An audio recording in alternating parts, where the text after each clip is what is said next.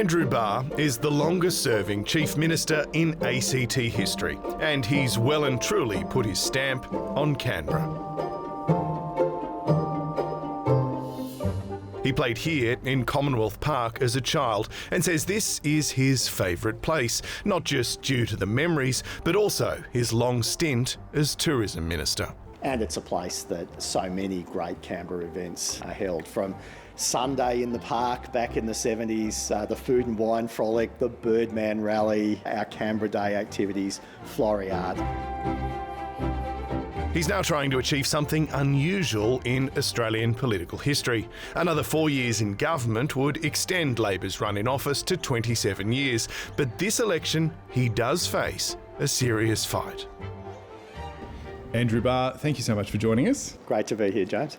I bounced you a bit on your record at this week's Leaders Debate, and I'm going to come back to some unanswered questions we do have for you on that. But we're doing these interviews with all the party leaders to hear your visions for the ACT. We want to be fair. So I'm going to start off with a very simple question. Why, after so long, are you running for another 4 years?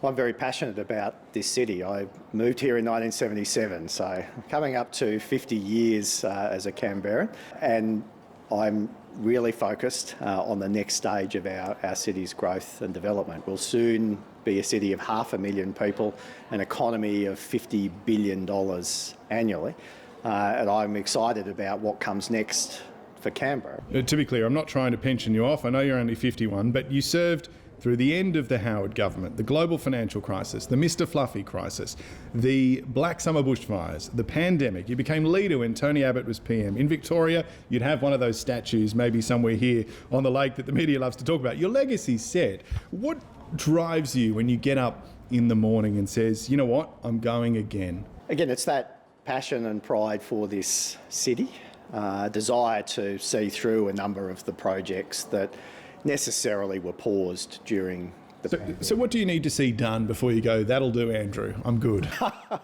I'm not sure I could say it's just one single project, but there's certainly a number of significant infrastructure projects that we've started that would be really great to see to fruition.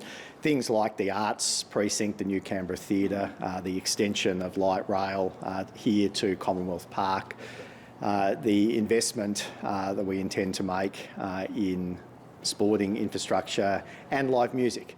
I think I would bring all of this back to a sense of, amongst my generation, many of our friends had to leave Canberra for employment or to chase life in a bigger city that had more amenity and opportunity. For those of us who stayed, one of our sort of key goals has been to build Canberra up, to make it the sort of place that young people will want to stay. So that's been a real driving focus for me, and I'm really proud of the fact that at the largest demographics in our city are people aged between 20 and 29 and 30 and 39. Is there also a chance, on the flip side, that maybe you've stayed around too long, that instead of being remembered as Barr the Builder, some people will just look at you and say, he's been here a bit too long, time for a change? I think the nature of politics is that you're never as popular as your best supporters hope, and you're never as unpopular as your most ardent haters would wish for. And we obviously take the pulse of the community ahead of elections, and having been in this role for a while now, I know what people say. You think you're doing okay. Okay, that's good. I'll move on.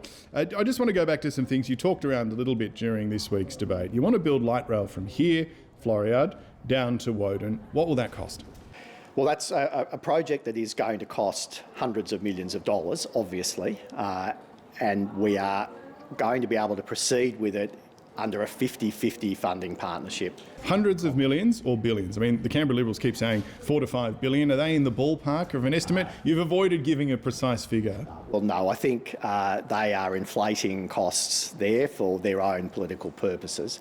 But clearly the ACT government's contribution will be 50% of future stages of work. Just on the figure, you're not going to give me a figure. That sort of does feel like the sort of figure that should go to voters, though.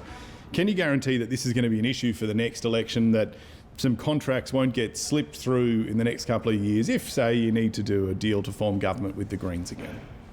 The contracting and procurement arrangements for light rail, the earliest that can be entered into will be 2028. Okay, so we've got another light rail election. It's not something, no one should worry this is going to happen before then. 2028, and I imagine the 2032 elections will be about further extension of light rail. It might be by the 2030s, if the project continues, that it is less controversial, but it was at the start.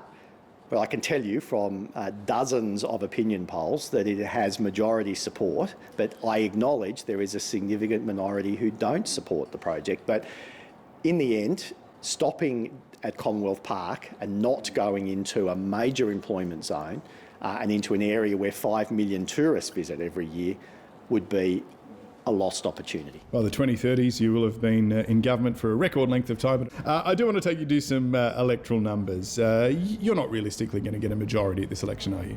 Well, look, no party other than once in 2004 in fairly extraordinary circumstances has governed in majority. So probably in the system. I think it would be highly unlikely. Okay. There seems to be a bit of interest in independents this time. Would you prefer to work with independents? You just seem a little bit fed up with the Greens. You've been quite critical of some of their behaviour this campaign. Well, look, any leader, anyone purporting to be Chief Minister will need to work with others.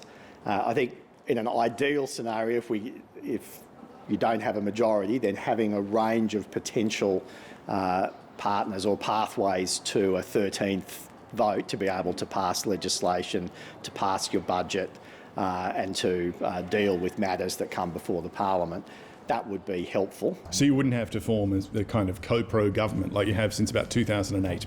There are advantages and disadvantages in coalition arrangements. I think it is important to have a written agreement on supply and confidence.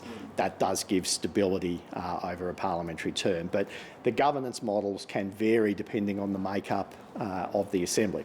Independents for Canberra say you shouldn't be Chief Minister and Treasurer. Would you give up the Treasury portfolio if you needed to govern with them? Would you be flexible on that? Oh, well, look, portfolio allocations are matters after the Assembly is formed. That's a yes, maybe. But the reality is that there are more than 30 portfolios and every minister is going to hold 3 or 4. So, I mean, I guess it's an interesting question about, so is Chief Minister and Health Minister a conflict? Is Chief Minister and Attorney General a conflict? Chief Minister or Education Minister? I think the luxury of the Chief Minister not having another portfolio seems pretty unlikely. The workload would be immense on the other ministers. Tom Emerson is probably the highest profile independent standing. His dad is a former Labor Trade Minister, famous for singing quite badly. Isn't Emerson Jr. the sort of candidate that your party should be attracting? Is Labor losing talent to third-party options? Look, I don't think so. I look at our team and some of the fantastic candidates that we have right across the city, and I'm very comfortable that Labor is attracting the right sort of people to run for public office. I've nothing against Thomas. I know and like his dad. I've had a lot to do with him over the years, and I've only met Thomas recently.